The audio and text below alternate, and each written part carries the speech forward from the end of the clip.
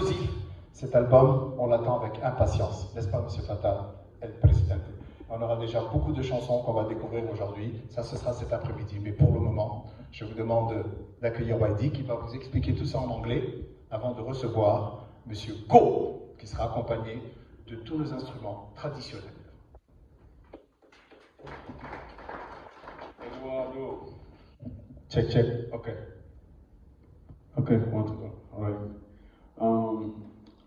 Good morning, ladies and gentlemen. My name is YD. A radio and TV host, hip-hop culture promoter, from the same era as my man Fata. So we are all gathered here to present you this album that he's been working on for the past couple of years. And it did not only took him time, money to invest, but it took him also a lot of energy to go deep inside the roots, and there was like many research to present something very special to his whole public and the people that are following him, that are a fan of him, that are listening to his music, who would like to change, who would like to learn something new out of something that he went to dig that a lot of people could do, but they did not. Because that is one thing that also creates controversy around what he's doing for the past 15 years. But he's still maintaining, and I would like to ask you to give him a round of applause for that. Yes, so these research are very important because it's a new day, it's a new time, you know. We've reached out to a point where creativity is not respected like it used to be. And he is like one of the main reasons why these people need to do the research and learn what is the origin of African music, African instrumentalism, like this, the deep heritage that we have that we don't realize, which is very important though. That is one of the main reasons why we're here. And we invite everyone to dig into this album because it's so many things to discover about not only African culture on a musical side, but on a historical side also. So basically, we are all gathered here to listen to Fata, what he has to say, with all these people, great people that participate, working with him, giving him some ideas, showing him directions, and gathering all these people that really respect his voice. That's why we're here. So please put your hands together. And we are going to listen to our brother here, whose name is Go, also who went to go through the research about the heritage instrumentalism, and that's why he's going to present us real quick what he has done before we get into the conversation. Thank you.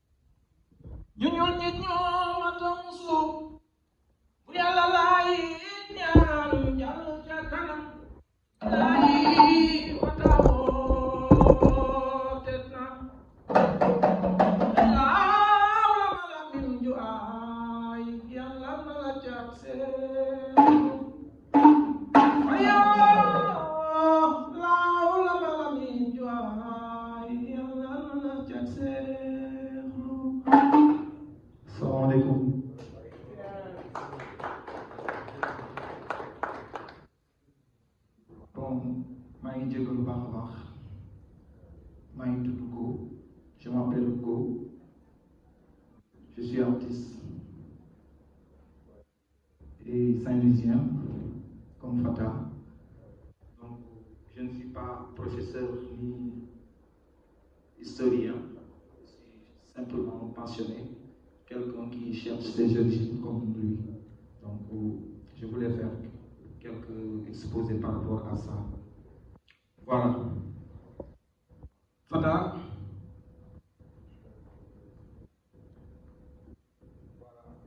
Allo waaw Fata dama doon waxtaan ak sama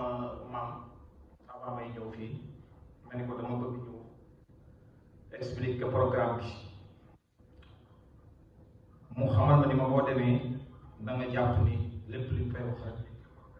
du lu ñuy tënk lu ñuy fas waaye loo xam da nga koy wax nga taaj ko nekk am ci sa gis-gis mu ni ma booy waxtaan ci li ñëpp bokk noonu ko koy waxee c'est-à-dire da nga naan lii laa si xam de wala lii laa si dégg de wala nii laa ko dégg li si des ñu bàyyi ko ku nekk firi ko wala mu tënkee ko ni ko bëgg a tënkee ma laaj ko ni ko maam dama bëggoon xam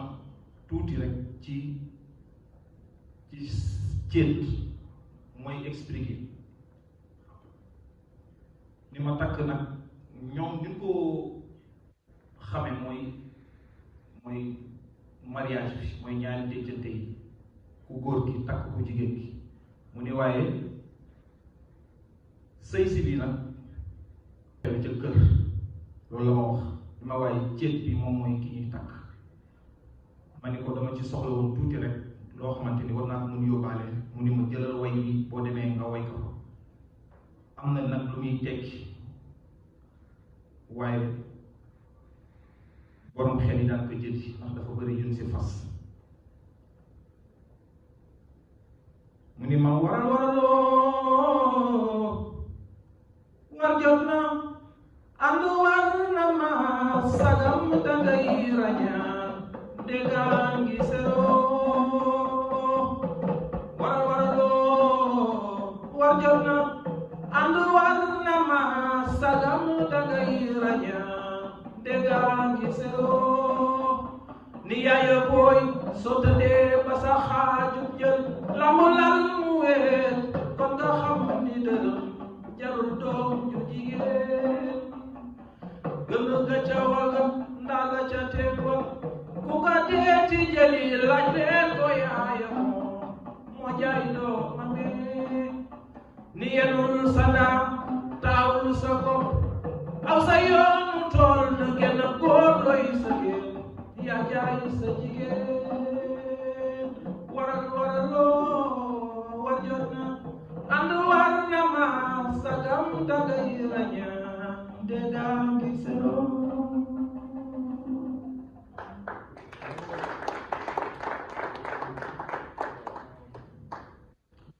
ma jógee fa laaj ci njam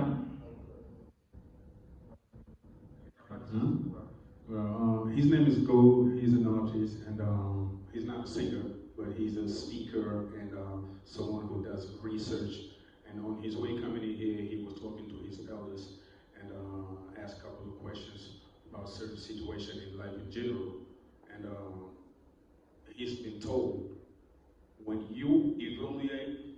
into a circle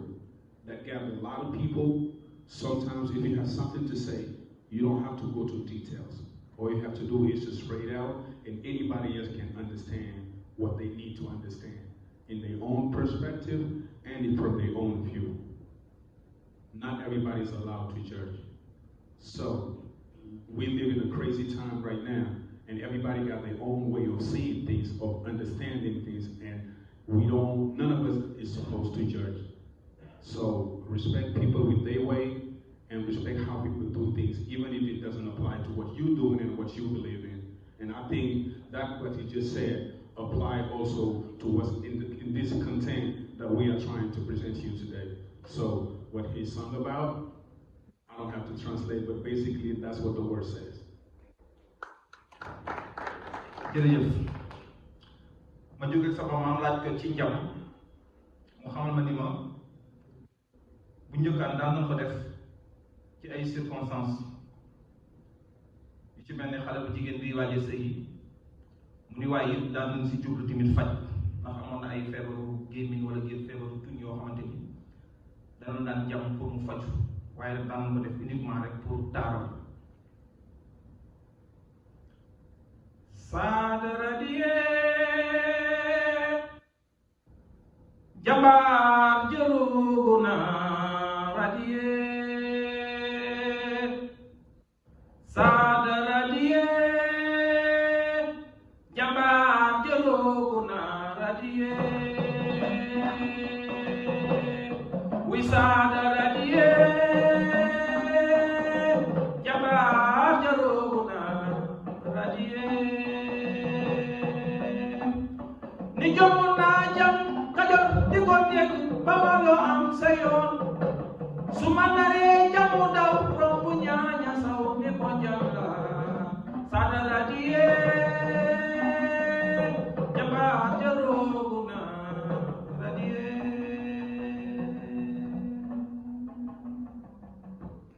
In a society where marriage is very important, you have to understand that there is one thing we call marriage, but the real duty of marriage happens inside the circle, actually. So when you're a girl, you get married. I mean, basically what he's saying is leaving your parents' house to come to another house as a married wife. It's a new life that begins for you. It's a new life that begins with your, as a bride, with your husband. It's a new way of seeing things, and it's a duty that's going to go from you, and your responsibilities are going to start right there in the house between you and your husband, especially, you know, in that legacy that's going to come after you, which means your family, the kids, and the grandchildren. You understand? So a true warrior can go to war, but a real warrior is always coming back. Basically, that's in a nutshell what he said. So he's a good singer. I can't sing like him. Don't blame me for that. Waaw bu nu jógee foofu nag dama dem ci ba léegi samay sopp ak laajte ma laaj ko ci kasak mu xamal ma ni ma kasak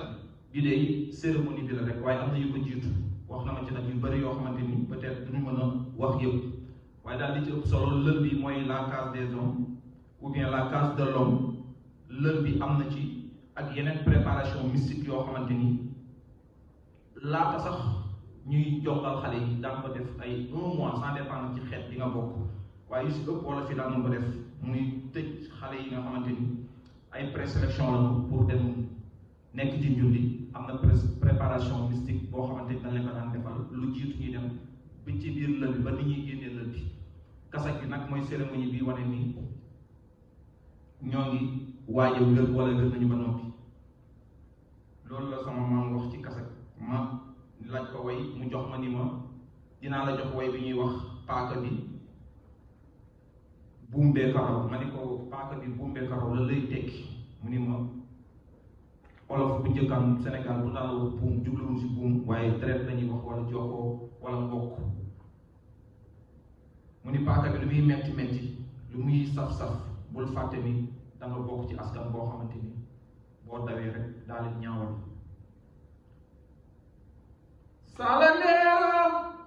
we pack up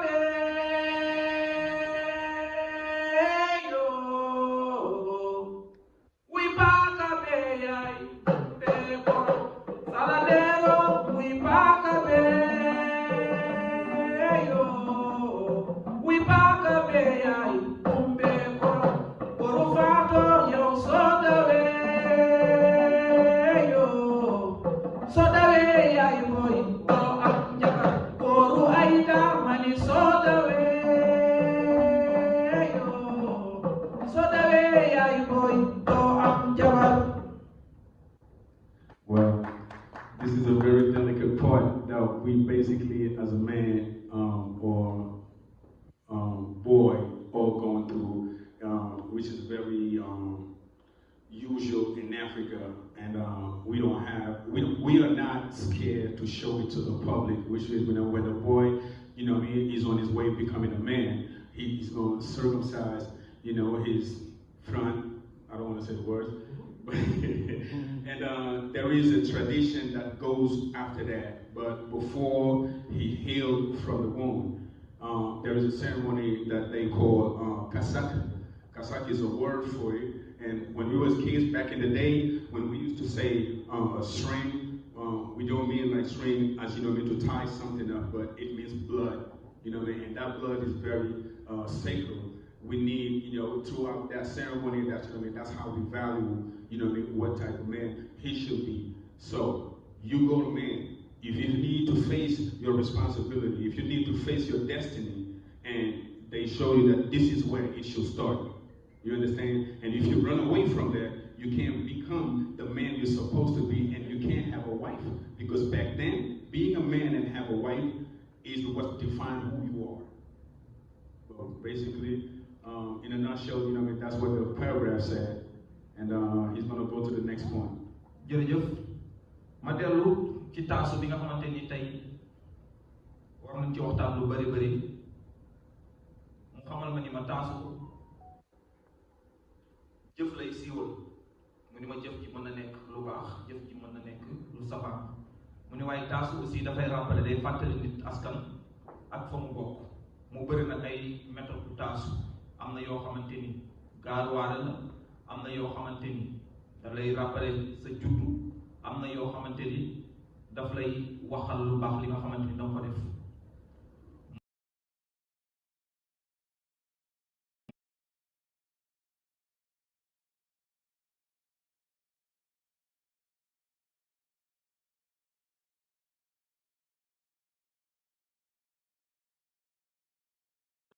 Faabu sa Yaasin Caam maa bu sa Yaasin Caam yaa ma jox fi d'affaire yow ba te maa dugaloo di ma fasaaketloo fii ba dugaloo maa waroon jël te jël ma ku jël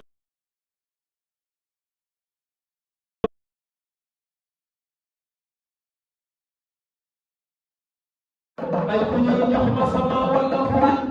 ma ne yàqam ci dem te nga di teg te déglu ma du àllarba alxamis ba sa ñetteel jabar xoolal ba ma ko waxul lu ma sa dëkk jëlal sama waat ci si baar mooy sama dootan ci ngeen tëri ku di ma caatu nen kenn ci fa yoo xam ne doxal doxal doxal doxal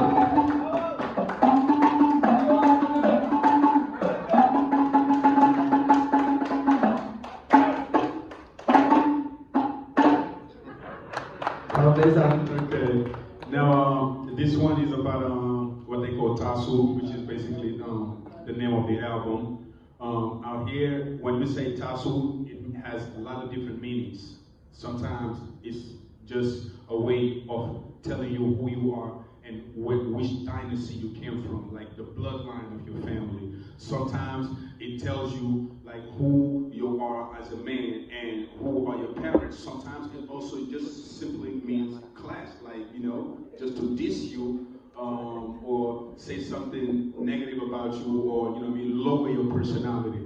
you know, and it has different ways. So a lot of people are doing it, but it has different meaning, and some people are just doing it for a lot of different reasons, you know. So that's what we call TASSOU. It can be good, it can be bad, it can be ugly, but it's still TASSOU. waaw jërëjëf waaw fi may tëjee nag mooy kàll bi dama ko laaj kàll bi mu piège ma ni ma jëlal moo bi nga dëpp ko ma dëpp ko mu jox ma làkk mu ni ma lii mooy kàll mu ni ma wax la wax bu nu dëpp mu ni ma wax ci nag da nga ci bëri ak sa waay lu keneen yëgut mu ne dañ ko daan faral di ko utiliser mu ni ma aussi ñi nga xamante ni yàlla def seen bët muuru daan nañ faral di utiliser kàll parce que dañ daan toog di waxtaan seen ay biir bu ñu toogee waxtaan seen biir xamuñu ku leen di dégg ak ku nekk seen wet daan nañ faral di utiliser ay mots yoo xamante ni ay mots yu ñuy dëpp la mu ni ma aussi baana yi daan jaay à l'époque daan nañ ñëw di ko utiliser ñoom it muy ñi nga xamante ni dañ daan jaay di def wàllum jënd ak njaay dan lay bëgg wax lii mais dañ koy dëpp mu ni ma sax boo xoolee ci tubaab français am na ci lu xaw nduróog moom wala mu di moom ma ni ko lu mu tudd mu ni ma verlan voilà ah ma ni ko verlan comme lan laa ci mën a lan nga ma ci mën a wax mu ni ma par exemple mën naa la wax ni la je vais au marché pour acheter 2 lunes ma ni ko lune nan lañ koy jëndee mu ni ma vert laa si jublu mu ni ma j'ai des oiseaux partout il me faut des arbres ma ni ko loo si jublu mu ni ma dama yor ay picc sama yaram dama soxla garab donc wax na ma ci ay yeneen wax nag yoo xamante bëri na mu ni ma nag kàll du benn boo xamante da ngay wax rek Fata jëlik maag Fata mën nañu waxtaan ba juboo am suñu kàll boo xamante ni maag moom rek lay du làkk boo xamante ni dafa tijjeeku pour tout le monde. voilà fi may tëjee nag mooy simb dama ñëwoon fii laay tëjee mais simb laay bëgg ñëw tuuti rek ñu tëjee foofu li ma simb léegi la ñu def ko cérémonie noonu rek su folklore wala ñu si business xaalis mais jublu woon nañ si faj mu ni ma thérapie la woon muy jat bi di way bi ba jàngal ma benn jat salaali Muhammad walaali Muhammad sàkka jaar makka jaar bul jaar ci kenn jaar ci man mii di nday daaba maa di sët si atta moori di moori fa xadareekum bi ci faneeri xajub wata jakkata fal moori bul laal faratal moori bul laal jaala laalata xaqum dàquraabe hum maalawu hum raboo hum naaf ni ma boo bëggee tëral gaynde gi da nga naan ko bëfëj ñu ne gaynde boo waxee ko bëfëj day tëdd waaye bu nekk yëbët mooy jugal nga dem yow daabal yàlla bi tegal ma ci ni ma daan na looy way bii man ka man way la mu ni ma si mo jaayi gaynde jaayi borodi jaayi àll bi yaa ko moom rëbb beeg sàmm bi jaayi yaayi borom simbo jaayi gaynde jaayi borodi jaayi àll bi yaa ko moom rëbb beeg sàmm beeg yaa